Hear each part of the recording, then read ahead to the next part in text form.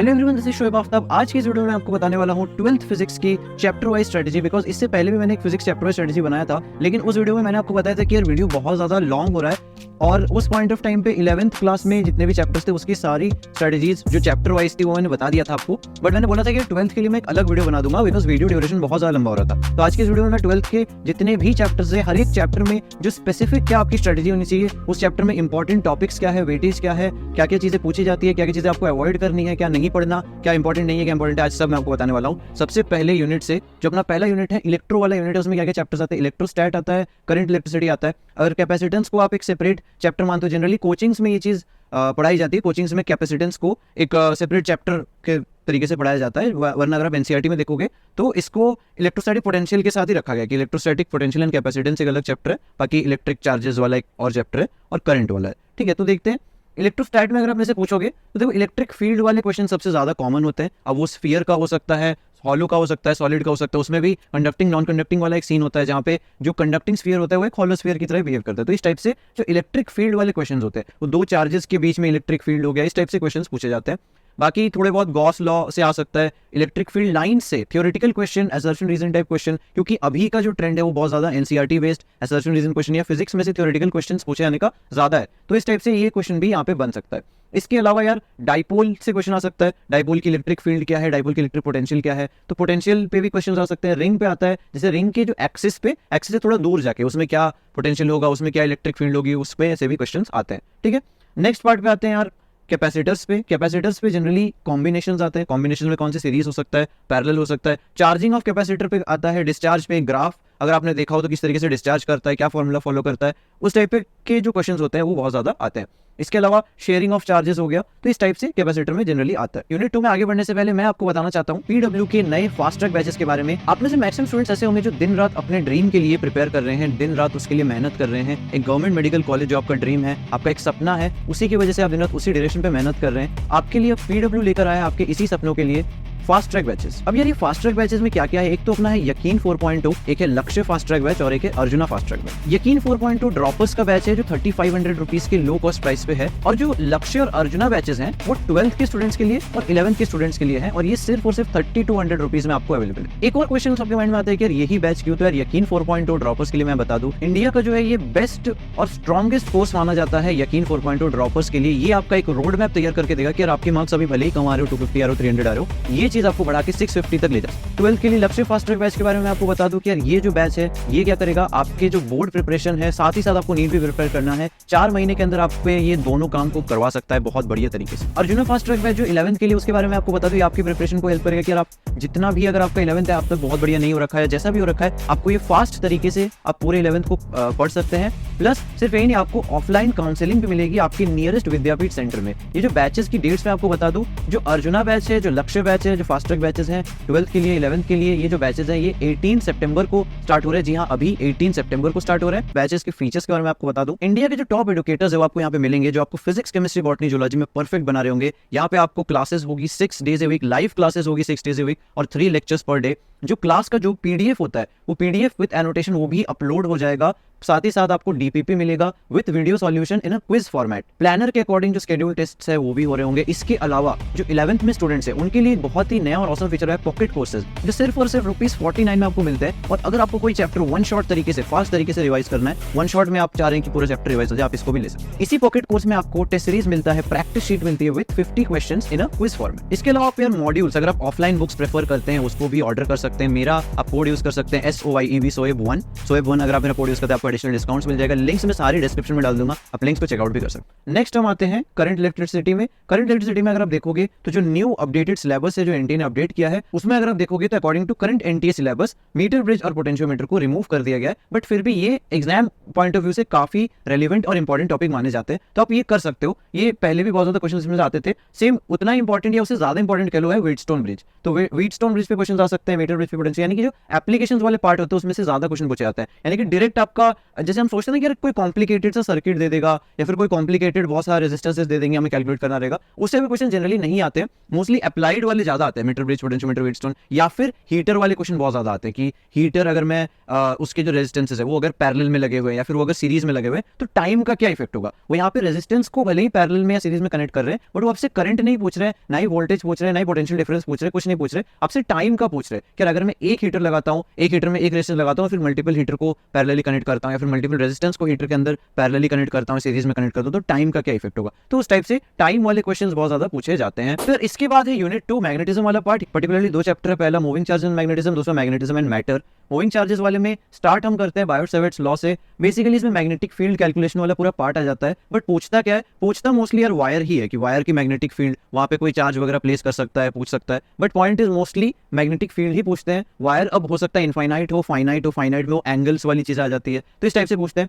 फिर current carrying loop का क्या मैग्नेटिक फील्ड है, कॉइल का क्या मैग्नेटिक फील्ड, अगर एक कॉइल है उसका कोई एक्सियल पॉइंट है, लेट्स से अगर ऐसा कोई कॉइल है उसका कोई एक्सियल पॉइंट है, उसका क्या मैग्नेटिक फील्ड होगा, आर्क का क्या रहता है, सोलिनॉइड, टोरॉइड, इस टाइप से। वैसे तो टोरॉइड वगैरह भी अब हट गए हैं, अगर आप एनटीए का नया अपडेटेड वगैरह देखोगे तो इसमें कुछ कुछ चीजें हट रही है, कुछ चीजें ऐड ऑन हो रहा है, बट कुल मिला के फिजिक्स का आपको पता ही है, अगर आप एक चीज, लेट्स से एक डिवाइस आप एक्स्ट्रा पढ़ लेते हो, लेट्स से टोरॉइड हट गया, आपने टोरॉइड पढ़ लिया, तो आपको कोई नुकसान नहीं होगा, आपको कॉन्सेप्ट और अच्छे से काइंड ऑफ समझ आ रहा है, तो यहाँ पे कोई इशू नहीं है। सोलिनॉइड है, टोरॉइड है। फिर 2 पैरेलल वायर्स वाली जो क्वेश्चन होती है वो काफी ज्यादा पूछी जाती है। तो इस टाइप से मेनली अगर पहला चैप्टर है, पहले चैप्टर में से मेनली मैग्नेटिक जो फील्ड है उससे ही क्वेश्चन पूछता है, बट जो नेक्स्ट पार्ट है इसमें भी अगर आप देखोगे तो earth magnetism, magnetic declination, magnetic dip, इस चीज को हटा दिया गया है नए एनसीईआरटी अपडेट्स के अकॉर्डिंग, बट फिर भी मैं कहूँगा आप इसको भी पढ़ लो, क्योंकि ये काफी इंपॉर्टेंट माना जाता था हमारे टाइम पे। इसमें से बहुत क्वेश्चन हमने भी देखे थे पीवाईक्यूज में, इंपॉर्टेंट टॉपिक माना जाता है, अभी भी आप पढ़ सकते हो। जैसे क्यूरी लॉ को भी रिमूव कर दिया गया है, क्यूरी टेम्परेचर, हिस्टेरेसिस कर्व, जिसमें से क्वेश्चन ऑलमोस्ट बनते थे, कहीं ना कहीं बनते थे, बट वो पार्ट को रिमूव कर दिया गया है। और कुछ डिवाइसेस हैं जैसे कि टेंजेंट गैल्वेनोमीटर, वाइब्रेशनल मैग्नेटोमीटर, ये डिवाइसेस वगैरह से ज्यादा क्वेश्चंस पूछे जाते हैं इसमें। तो अगर आप देखोगे, ये अगर आप एनसीईआरटी खोल के देखोगे आपको बहुत सारी थ्योरी मिल जाएगी, बहुत सारी चीजें लिखी हुई है, बट उतना कुछ इंपॉर्टेंट नहीं है इस चैप्टर में से। असर्शन रीजन, ये थ्योरेटिकल क्वेश्चन थोड़े बहुत बन सकते हैं, बट अगर आप पर्टिकुलरली जो सॉल्विंग वाले न्यूमेरिकल टाइप क्वेश्चन बोलोगे तो उसमें मेनली डिवाइसेस ही आते हैं। नेक्स्ट पार्ट पे आते हैं। अब कुछ चैप्टर्स हैं ईएमआई, एसी, ईएम वेव्स, इसमें से भी जो छोटे छोटे चैप्टर्स हैं बट बहुत हाई यील्ड है। जैसे पर्टिकुलरली एसी की अगर मैं बात करूँ तो आप जो छोटा सा चैप्टर है लेकिन उसमें से 2 क्वेश्चंस तक आ जाते हैं जनरली। फिर ईएमआई भी, इलेक्ट्रोमैग्नेटिक इंडक्शन भी इतना बड़ा चैप्टर नहीं है, बट 1-2 क्वेश्चन आप एक्सपेक्ट कर सकते हो। ईएम वेव से भी ऑलमोस्ट हर साल पक्का 1 क्वेश्चन तो आ ही रहा है, तो इस टाइप से ट्रेंड रहता है। ईएमआई का मैं बता दूं, इंड्यूस्ड ईएमएफ पे ही है मेनली, लेंज लॉ वगैरह पे आपको असर्शन रीजन आप एक्सपेक्ट कर सकते हो, थ्योरी जरूर ढंग से पढ़ना। इसमें रोटेटिंग रॉड की क्या इंड्यूस्ड ईएमएफ रहेगी, रोटेटिंग डिस्क की क्या रहेगी, सेल्फ इंडक्शन हो गया, एक पूरा एलआर सर्किट, वैसे तो ऑल्टरनेटिंग करंट में ज्यादा आता है, पूरा एलसीआर सर्किट ही आता है उसमें, बट इसमें थोड़ा बहुत एलआर सर्किट, उसमें एलआर सर्किट में जो अब उसमें भी जो डीके वगैरह होती है, तो इस टाइप से मोस्टली ग्राफ्स वगैरह बेस्ड क्वेश्चंस यहाँ पे आप एक्सपेक्ट कर सकते हैं। सॉलिनॉइड हो गया, इंडक्टर का कॉम्बिनेशन हो गया, ट्रांसफॉर्मर्स पे, एडी करंट्स वगैरह पे, इस टाइप से कुछ थ्योरेटिकल क्वेश्चंस भी आप एक्सपेक्ट कर सकते हैं। तो वो चीज़, वो थ्योरी वाला पार्ट हो गया, वो इंडक्शन हो गया, ठीक है, तो वो आप जरूर पढ़ लेना, वो देख लेना कि किस तरीके से ट्रांसफॉर्मर में भी आपने देखा होगा कि जैसे कॉइलिंग होती है, तो कॉइलिंग की तरीके से किस तरीके से वो चेंज होता है, किस तरीके से करंट क्या चेंज होता है, V/I कॉन्स्टेंट रहता है या क्या चेंज होता है, उस टाइप से आप देख लेना वो सब चीज़ें। तो मेनली जो पार्ट है वो यही है, इसमें से ही क्वेश्चंस पूछे जाते हैं, और वो अगर आप पीवाईक्यू थोड़े बहुत सॉल्व करोगे तो आपको आइडिया लग जाएगा। नेक्स्ट हम आते हैं यार ऑल्टरनेटिंग करंट पे। ऑल्टरनेटिंग करंट यार देखो, पढ़ने से पहले मैं अगर आपको एक चीज बोलूं कि यार अगर आपका वेक्टर स्ट्रांग है तो ऑल्टरनेटिंग करंट आपको बहुत अच्छे से समझ आएगा। अगर आपका 11th का टॉपिक वेक्टर्स वीक है तो मैं कहूंगा कि यार एक बार जाओ 11th का टॉपिक वेक्टर्स को ढंग से पढ़ो, फिर आप आओ ऑल्टरनेटिंग करंट पे। इस पे क्या है, देखो यार एलसीआर सर्किट है, एलसीआर सर्किट में काफी हद तक वेक्टर का जो है काम आता है। इंपीडेंस, यहाँ पे जैसे अपन नॉर्मली जो करंट इलेक्ट्रिसिटी में रेजिस्टेंस बोल रहे होते हैं, यहाँ पे इंपीडेंस हो जाता है। फिर वही power calculation, VRMS calculation, resonance हो गया, पावर फैक्टर हो गया, इस टाइप से क्वेश्चंस आप एक्सपेक्ट कर सकते हैं। ईएम वेव्स पूरा थ्योरेटिकल चैप्टर है, यहाँ से मोस्टली थ्योरी वाले ही क्वेश्चंस आएंगे, यहाँ पे कोई न्यूमेरिकल वगैरह इतना आएगा नहीं। यूजेस वगैरह पूछे जा सकते हैं। रेंज जरूर याद रखना कि यार जो डिफरेंट वेव्स हैं उनकी क्या वेवलेंथ की क्या रेंज होती है, उनकी फ्रीक्वेंसी की क्या रेंज होती है, उनमें से अगर आपको एक भी पता हो तो वो आप सी से डिवाइड करके निकाल सकते हो। बट बेटर ये है कि आपको एक ब्रीफ सा आइडिया रहे कि हाँ यार विजिबल लाइट की वेवलेंथ इतनी होती है ना, तो इस टाइप से आप सबका एक आइडिया रहे, यूवी का इतना, आईआर का इतना, इस टाइप से थोड़ा बहुत आइडिया रहे आपको। डिस्प्लेसमेंट करंट पे पूछ सकते हैं, मैक्सवेल्स इक्वेशन आपको पता होने चाहिए कौन कौन से होते हैं, तो बेसिक यही रहती है, थ्योरेटिकल है काफी हद तक। देन हम आते हैं जो काफी इंपॉर्टेंट यूनिट्स है, रे ऑप्टिक्स और वेव ऑप्टिक्स। रे ऑप्टिक्स में मैं आपको बता दूं बहुत सारे क्वेश्चंस पॉसिबल, ऑनेस्टली बताऊं तो कोई लिमिटेशन नहीं है, बट मैं हाई प्रोबेबिलिटी बता सकता हूं आपको। माइक्रोस्कोप टेलीस्कोप, जहां पे भी आप देखोगे एप्लीकेशन पार्ट से वहां से हाई यील्ड है, वो पक्का हाई यील्ड है। माइक्रोस्कोप टेलीस्कोप आप पहले करना, अगर आपके पास टाइम कम है। मैं कहता हूं जो एप्लीकेशन वाले पार्ट्स है, माइक्रोस्कोप टेलीस्कोप करना, लेंस के अंदर भी जो कॉम्बिनेशन लेंस हो गए उस टाइप से ज्यादा क्वेश्चन पूछा जाता है। पावर पे बहुत क्वेश्चन पूछा जाता है ना, पावर हो गया, फिर टोटल इंटरनल रिफ्लेक्शन हो गया, जहां पे भी एप्लीकेशन आ रहे हो, थोड़ा बहुत डायमंड वगैरह पे असर्शन रीजन क्वेश्चन पूछते हैं, मिराज पे असर्शन रीजन क्वेश्चन आता है, इस टाइप से आते रहते हैं। फिर अगर स्टार्ट करूँ तो देखो मिरर पे थोड़े बहुत इस टाइप से क्वेश्चन बनते हैं कि इंक्लाइंड मिरर है, दोनों के बीच में एंगल ही है तो एन निकालो तो 360/θ करके, इस टाइप से क्वेश्चन आते हैं। फिर प्लेन मिरर है, कनकेव है, कॉन्वेक्स है, यहाँ पे तो सिंपल वो एक फॉर्मूला होता है, अगर आपको फॉर्मूला ढंग से आता है आप कर लोगे। फिर रिफ्रैक्शन है, लेंस है, लेंस में लेंस फॉर्मूला वाले क्वेश्चन आजकल बहुत ज़्यादा पूछे जा रहे हैं, तो इस टाइप से क्वेश्चन यहाँ पे बहुत हद तक वेरिएबल है। बट एक पार्ट का मैं गारंटी दे सकता हूँ, अगर आपने एप्लीकेशंस वाले पार्ट पढ़ लिया, माइक्रोस्कोप हो गया, टेलीस्कोप हो गया, तो काफ़ी हद तक एक्सपेक्ट कर सकते हो वहाँ से। उसके बाद लास्ट यूनिट जो काफ़ी हाई यील्ड है, हाई यील्ड का मतलब यार पढ़ना कम होता है और वेटेज ज़्यादा है, यानी कि इजी पार्ट भी होता है, वेटेज भी हाई होता है, इजी भी है और क्वेश्चंस भी ज़्यादा आते हैं और पढ़ना भी कम है। यहाँ पे क्या है देखो, dual nature of matter radiation में प्लैंक्स क्वांटम थ्योरी, फोटोन्स वगैरह देख लेना, बेसिकली उसमें होता नहीं है कुछ ज़्यादा, नंबर ऑफ फोटोन्स वगैरह कैलकुलेट करने होते हैं, फ्रीक्वेंसी कैलकुलेट करनी होती है, फ्रीक्वेंसी हो गया तो एनर्जी बताओ, ठीक है, E=Nhν, इस टाइप से बहुत ज़्यादा क्वेश्चन होते हैं, इंटेंसिटी हो गया, फोर्स हो गया, इस टाइप से क्वेश्चन अब एक्सपेक्ट कर सकते हो। फिर फोटो इलेक्ट्रिक इफेक्ट में बहुत बार पूछा गया है, इसलिए मैंने इसको रेड से हाईलाइट किया, क्या थ्रेशोल्ड फ्रीक्वेंसी बता दो, डी ब्रोगली वेवलेंथ पे क्वेश्चन आते हैं। तो ये काफ़ी ईजी चैप्टर है, इसको अगर आपके पास बहुत ज़्यादा आइडिया नहीं है कि 12th कहाँ से स्टार्ट करो, तो मैं कहता हूँ ईजी पार्ट से स्टार्ट करो, हाई वेटेज भी है, ईजी भी है।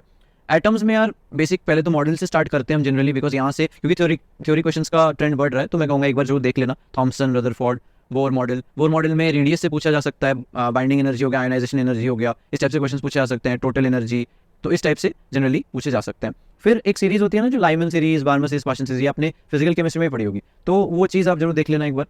पर्टिकुलरली यहाँ पे रेशियो ज़्यादा पूछते हैं, वो एग्जैक्ट आपको कोई कैलकुलेशन करने के लिए नहीं बोलेगा, बस बोल देगा कि यार लाइमन का फर्स्ट सीरीज, बार्मर का सेकंड सीरीज, टाइप से रेशियो निकालो या फिर कंपेयर करो कितना होगा, इस टाइप से रहता है। यहाँ पे कोई आपको एग्जैक्ट कैलकुलेट नहीं करेगा कि आप एक एक वैल्यू, एक एक कॉन्स्टेंट की वैल्यू डाल रहे हो और एग्जैक्ट कैलकुलेट कर रहे हो। देन हम न्यूक्लियर पे आते हैं। न्यूक्लियर में यार मोस्टली डिके ही है, एक्सरेज मैंने लिख दिया है, बट पर्टिकुलरली डिके से ही क्वेश्चन आता है, हाफ लाइफ से। फिर वो होता है ना न्यूक्लियस में से कुछ एटॉमिक मास चला गया तो क्या क्या एमिट हुआ, अल्फा पार्टिकल कितने एमिट हुए, बीटा पार्टिकल कितने एमिट हुए, इस टाइप से बहुत क्वेश्चन आते हैं। Alpha beta particle, gamma particle क्या एमिट हुआ है, हाफ लाइफ क्या है। फिर रेडियस ऑफ न्यूक्लियस पे भी क्वेश्चंस थोड़े बहुत आ जाते हैं, जो होता है ना मास नंबर के क्यूब रूट के प्रोपोर्शनल होता है, तो इस टाइप से रहता है। बाकी सेमीकंडक्टर यार अगर आप बहुत डीप में इसको समझने की कोशिश करोगे तो थोड़ा कॉम्प्लिकेट लग सकता है, मैं तो कहूँगा सुपरफिशियली आप इसको समझो, जो भी चीज़ें हैं, डोपिंग को थोड़ा थोड़ा समझो, एन टाइप, पी टाइप, यहाँ से थ्योरेटिकल क्वेश्चन बन सकते हैं और कई बार बनते भी है। PN junction, forward bias versus, यहाँ पे डिफरेंशिएट करके पढ़ना ज़्यादा इंपॉर्टेंट है कि यार फॉरवर्ड बायस, रिवर्स बायस क्या डिफरेंस है, पी टाइप, एन टाइप में क्या डिफरेंस है, ठीक है, डोपिंग क्या होता है। फिर एप्लीकेशन से यहाँ पे भी क्वेश्चन बनते हैं, डायोड हो गया, रेक्टिफायर हो गया, रेक्टिफायर से काफ़ी हद तक पूछा जा सकता है, रेक्टिफायर आपका उसमें एसी में भी हो सकता है। बाकी ट्रांजिस्टर वगैरह हो गया, गेन हो गया, गेन में वोल्टेज गेन हो सकता है, पावर वगैरह का हो सकता है। बाकी and at the end logic gates मैंने फिर से सर्कल किया बिकॉज बहुत हाई यील्ड है लॉजिक गेट्स। आप मान के चलो अगर आप पेपर भी पलट के देखोगे तो 2-3 लॉजिक गेट्स आपको दिख ही जाते हैं, वो टेबल, ट्रुथ टेबल जिसको बोलते हैं, दिख जाते हैं, मतलब पक्का 1-2 क्वेश्चन तो लॉजिक गेट से आती है, तो कन्फर्म्ड क्वेश्चन है, तो लॉजिक गेट्स आपको करना ही है। सो यार hopefully that was it for today. Hopefully आपको एक आइडिया लग गया होगा कि कैसे आपको 12th फिजिक्स के जो चैप्टर्स हैं उनके लिए स्पेसिफिक चैप्टर वाइज आपको कहाँ पे ज़्यादा फोकस करना है, कहाँ पे एम्फेसिस करना है। PYQs जरूर करके देखना, आपको आइडिया लग जाएगा कि कहाँ से क्वेश्चन ज़्यादा उठ के आ रहे हैं। सो यार that was it for today. Hopefully ऐसे रिलेवेंट वीडियोस के साथ मैं आपके साथ मिलते रहूँगा, तब तक के लिए बाय बाय।